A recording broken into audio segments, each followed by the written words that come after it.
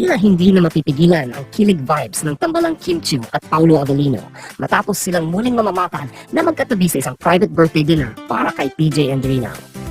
Sa kabila ng intimate at pribadong setting, hindi nakaligtas sa mataluring mata ng mga fans ang closeness ng dalawa at agad itong naging usap-usapan online.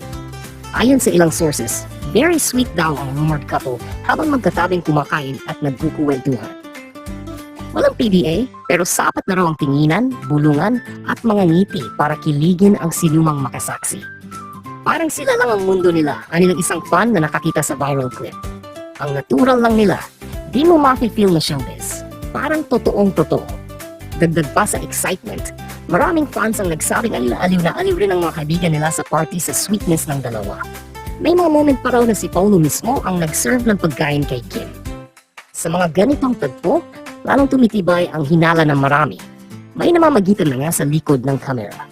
At habang nananatili pa rin tahimik sina Kim at Paulo tungkol sa tunay na estado ng kanilang relasyon, mukhang sapat na sa fans ang bawat simpleng kilos, tingin, at pagkakasama nilang dalawa.